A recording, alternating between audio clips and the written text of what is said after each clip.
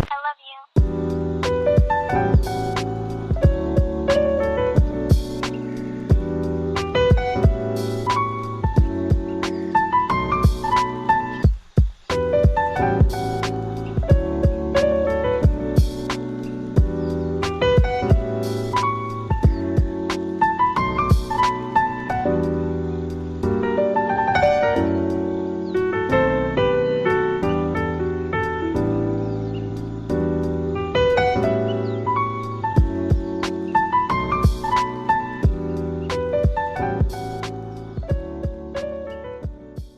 Well, joining me on the line now from San Diego is Jonathan Anomaly, who is a professor of philosophy in the PPE program at the University of Pennsylvania and also a friend. Johnny's just co-authored a paper titled "Is Liberalism Sustainable?" And this paper essentially focuses on two negative consequences of liberalism that threaten its stability and longevity. Those are declining social trust and sub-replacement fertility, i.e. they're not pumping out enough kids. Johnny, good to see you again. Great to see you, Nick. Maybe you could start by giving just a bit of a rough abstract of this paper, and then we can go through some of the key arguments and topics. Yeah, sure. I'll just go through a couple of highlights and then also probably define liberalism. It's Sure. a deeply ambiguous word and it's frequently misused. Yeah, so one of the things that we wanted to argue here, and this is written with a friend of mine named Felipe Faria, a philosopher in Portugal, is we wanted to explore not just the benefits of liberalism, which I think are clear.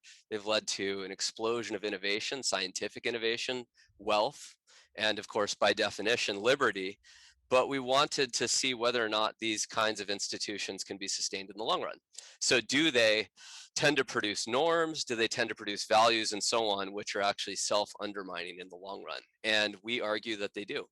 So we can go through some of the explanations there, but that's the thesis. It's a bit of a bummer. We both like living in liberal societies. It's fun. You know, there's a lot to do, but we think that there is a bit of cultural rot happening right now. And the cultural rot, vaguely speaking, tended to result in a suppression of fertility and an increase in liberty at the expense of things like meaning, community, and so on. So you see this decline in reproduction as something that is going to be problematic within the, within the next generation, 2 generations?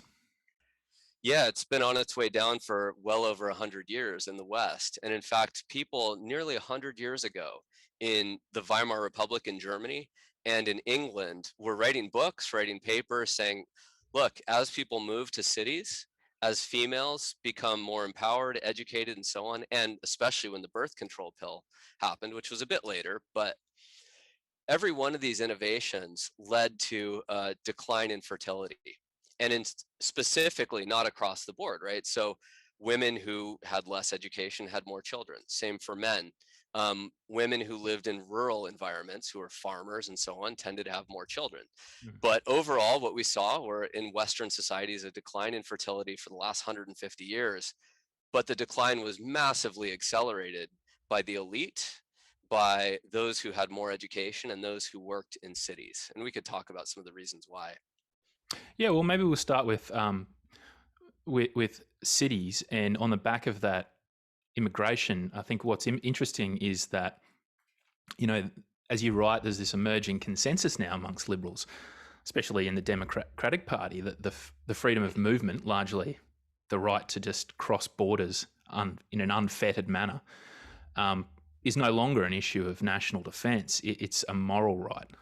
Yeah, that's right. And let me actually define liberalism really briefly and say why we think, actually, in a way, this is just a natural extension of the core commitments of liberalism. So, we could think about the original thinkers, people like John Locke, David Hume, others who would have been at the core of the ideas of liberalism, right? The idea of a commitment to individual liberty and natural rights and so on. But the main commitments that all liberals have in the West anyway, which is where liberalism was invented, is a commitment to freedom, to equality, that is the moral equality and the legal equality under the law of citizens, and to a kind of neutrality of the state with respect to a comprehensive conception of the good, right? So when we think about Europe in the Middle Ages, it was characterized by, religious strife and so on. Actually, there's a lot of religious harmony. I don't want to overemphasize the strife, but you start to get fissures in the church. You start to get different theories of the nature of government and where our obligations and our rights come from. And so what liberalism really was is an attempt to say, look, we're each going to get to decide for our own. It's not going to be the king, it's not going to be the clergy, and it's not going to be the nobility that decides for us. And so there's this radical sense of, look, I don't have to justify to the state why I should be free. Rather, the state has to justify to me, or the church, or any other hierarchical organization. They have to justify to me why I shouldn't be free. So in other words, we sort of, with liberalism, we convert the traditional way of living where there's a natural hierarchy, we're born into it and so on, there's structure, and we say, no, no, no, no. We get to design our lives and we get to decide what we'll do with our lives. And not just a rejection of church, but a rejection of God in so much then as liberalism essentially has no kind of thorough ontology or ontological argument, right? So liberalism, as opposed to religion, doesn't have a mutable moral law. And I think this creates a massive problem, because then the interpretation of good will always be at the discretion of the most powerful, or maybe the most deviant interpreter. Right. And by definition, a liberal political order can't impose a comprehensive conception of the good on its people. And so whatever happens to arise and attract the most followers, that's what people will believe. And so if it's, whether it's Hollywood or whether it's some particular religious organization or anything else, they get to pump out that sort of set of ideas that they subscribe to, and there is no overarching overseer. Now, I actually think it's worth recognizing the benefits of this. Of course, people are born into all kinds of oppressive arrangements. I lived in one, and that is called Saudi Arabia. I considered it oppressive anyway. Now, that's not to say everyone who lives there does, actually, but that I personally wouldn't want to live and grow up in a society like that. I think your liberties are too limited. And so you could see why liberalism evolved to sort of destroy these, as they put it, unnatural hierarchies. They're purported natural hierarchies, but they're really not. They're fake, right? In effect, these are people who are claiming authority over us who don't have it. And the rebel in me, the sort of libertarian streak in me wants to say, well, of course, yeah, that's exactly right? We should get to define it for ourselves. The problem is, of course, that people psychologically, most people don't seem to be like that. Most people don't want to radically recreate some new form of life. And the more experiments in living you have, in a way, the more opportunities there are for failure. So this is one of the problems of liberalism. And let me actually say one more quick thing before we go on. I don't think liberalism is irreligious to its core in the following sense. The earliest liberals, John Locke in particular, was a devout Christian. But one of his big moves is, he says, when he's justifying his theory of private property and his theory of the way the state should be, he says this is the voice of reason confirmed by inspiration. In other words, pure reason comes first, then we can check the Bible, and it turns out the Bible agrees with what we independently think. Right. This is actually a key move en route to the Enlightenment itself. Again, much of which was enormously beneficial, the advancement of science and so on. But you see this reordering of traditional society from, faith, essentially, to pure reason. And if faith conflicts with it, then you do discard it, even if you're a really, really good Christian, like John Locke was. Sure. And, this dates back to also Aquinas, who obviously wrote extensively on the unification, or the inseparability of faith and reason. And it was always the idea that faith is on the far side of reason.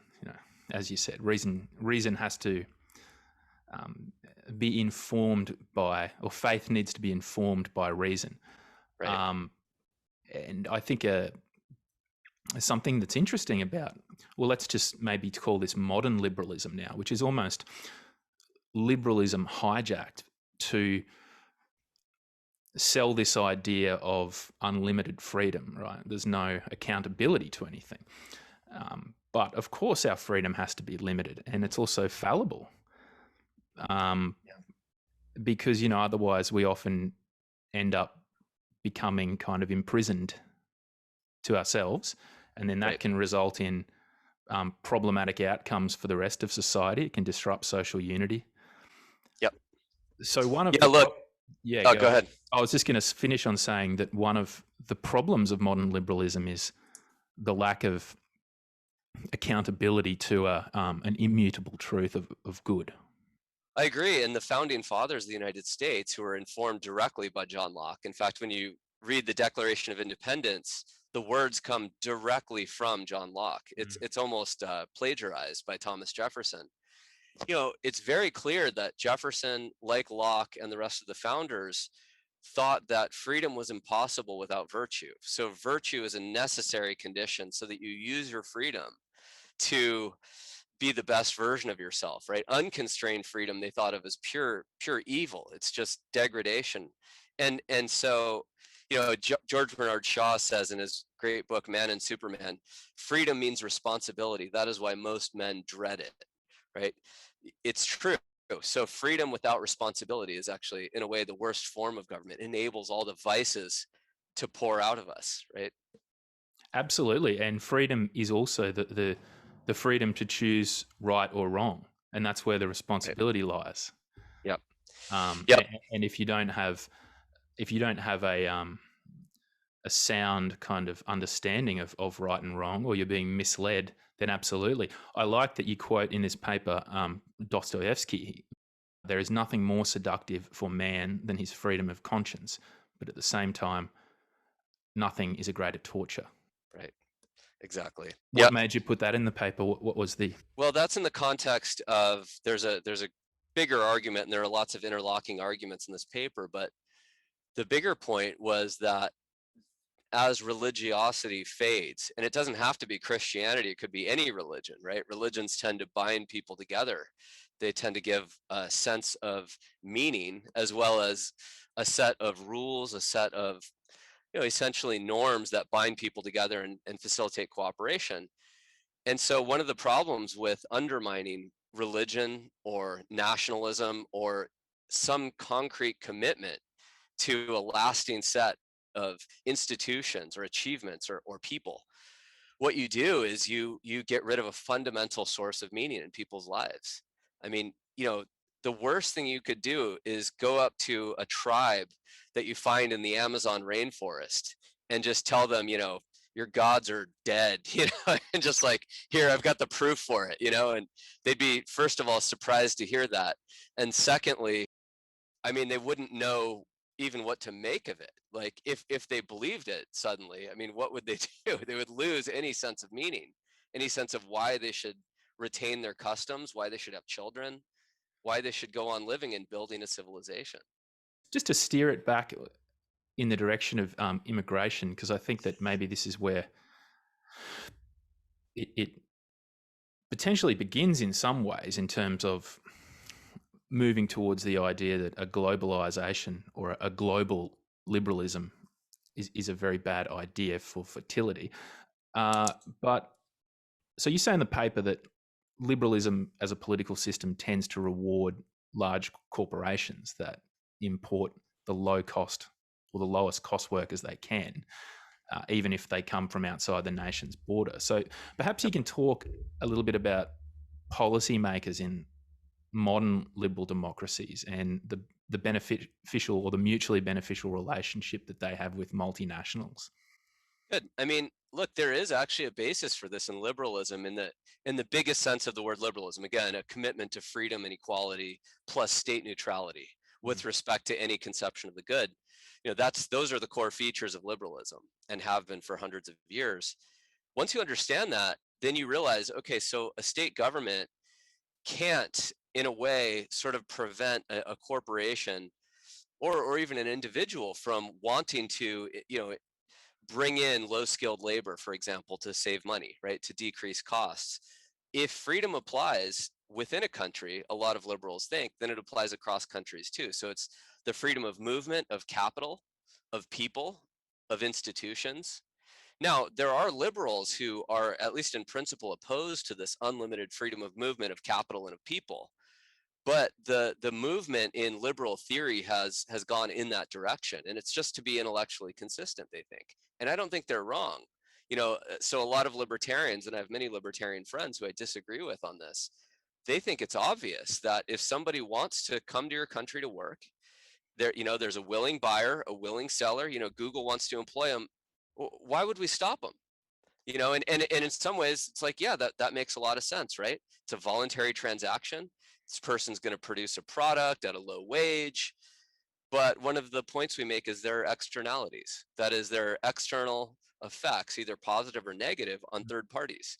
In the same way that when we think of freedom of trade, and the freedom of movement of people and capital is an extension of freedom of trade, according to liberals, a common left-wing criticism, and a correct one, is, well, you may transact with the energy company freely. They give you energy, you give them money, but a negative externality is some form of pollution. And we all recognize, well, okay, third parties then, if they're bearing the cost of pollution, they have a right to say, well, maybe we should have some anti-pollution laws or something. But we treat it, in many cases, many liberals treat freedom of movement, of people, of capital, of institutions, as just a kind of unlimited set of rights. And, we can't control it. We have no right to control it, right? And interestingly, they see the opposite of that as a stain on human rights, nationalism, yes, borders. That's right. These things that have always been essential towards communities. Essentially, you're just creating one large neighborhood that has many smaller neighborhoods. And once you open up the borders to that suburb, then the neighborhoods start to lose everything that in this case, the nation is losing. Yes. So the ultimate externality of mass immigration, both low-skilled and high-skilled, is a loss of culture, or a kind of uniformity of culture. I mean, it's fascinating because many progressives, which is a certain form of liberal, right? A kind of maybe extreme left-wing version of liberal, many progressives claim to value diversity, right? But one of the things that happens under this global liberal regime is the destruction of diversity. It's a McDonald's on every corner, whether it's in Beijing or Krakow, and I've been to both, or Sydney or Melbourne or Los Angeles. That's not diversity, that's uniformity. The uniformity comes with, as we're starting to see now with woke politics, it comes with enormous power that then results in a complete lack of liberty and autonomy. So, I mean, you want to use the analogy of, say, the multinational petrol company, or maybe let's say Coke. If you were like old Jim's soda pop corner store beverage company, back in the whatever, and he was a small business owner and he made his soda pop out the back, and that was his trade. He sold to his neighborhood. Eventually Coke comes along and says, well, here's an offer, Jim. He takes it, or he doesn't, and they just end up creating Coke stores all around his business. Eventually, right, you fast forward and you can get to the point where Jim, from Jim's Soda Pop, had all the traditional freedoms of of what we would consider traditional liberalism. But now, this beast of liberalism, they're stipulating values. They're actually saying, well, we're responsible for creating what's morally correct and what's not, or at least we're playing a part in it. Right. So these large corporations that emerge from the liberties that we give them then not only reflect culture, but produce it, whether it's through Hollywood, through advertising, whatever, right? The sort of woke culture that you mentioned. Yeah, and this is something that I think is worth highlighting. So I mentioned that, one of the reasons economists like trade, and I like it too, Adam Smith does, is when you allow people to transact, they find people who want to transact with them, right? They make them shoes in exchange for money, or software, or better products all around. And the more we do this, the more our living standards are raised. So we think like it's really good to respect bilateral exchange. But once you push that on a global scale and you say that's the only thing worth respecting, right? We don't have some overall conception of civilizational destiny or a comprehensive view that no, look, we've got enough McDonald's here, we actually want to go a different direction. That's not something by definition that a liberal political order can do, because they're supposed to remain neutral. But let's take another example. I mean, the McDonald's one is just trivial and ugly, but there's a much worse version of this, and we all saw this during the pandemic. Who benefited most? Well, it was, of course, Amazon and these other large corporations. And you might think, well, fine, right? They've got economies of scale. They have their own, their own factories, their own assembly lines, their own delivery mechanisms now. They own their own trucks. This is just, they can produce better products at lower costs. We're all better off. We all shop at Amazon. What's the problem? But of course, that's to analyze each of these transactions in isolation. When we take the overall picture over the long run, I think we all understand that having one massive, super powerful corporation is extremely dangerous, not only because they can then lobby for laws that give them protections, they can pay workers lower and lower wages, they can, if we're not willing to work for low wages, they can pressure the government to open the borders to even lower wage workers. And then on top of that, they can do things like buy newspapers. So what enabled Jeff Bezos to buy the Washington Post? It was the fortune he made with Amazon. Yeah. What enabled him and others to buy out BuzzFeed because they were failing as journalists? Well, a number of wealthy people who made their money in giant corporations bailed them out to prop up their ideology. So who's suffering from that now? Sure, I buy from Amazon too. Everyone does. But we can both recognize, okay, there's some mutually beneficial trade. And the overall pattern that emerges from this is probably pretty dangerous. What do you think that pattern is? Well, the pattern is, first of all, not just the monopolization of companies, which can kind of enslave the workers, so to speak, not literally enslave them, but give them fewer and fewer benefits for the inputs that they deliver. But again, the encouragement of mass immigration, which you mentioned, but we haven't really talked much about. Part of this is just companies want the lowest cost workers, right? Just in general, of course they would want that. Why wouldn't they? But part of it is that, once they import those workers, what ends up happening is it often leads to declining social trust. And the faster you do it, and the more you do it from countries that either don't share your values, or you do it from countries and from people in those countries who are competing with low-skilled workers in your own country, the more social strife you're going to get, obviously. It's very hard to see how you can argue against that. Yeah, and I think that the other thing with the lack of social trust that's happening now, as you argue for in the paper, with liberalism, is that there's not a lot of sort of consolidation or rallying around the same sort of things that nationalism and religion has, right?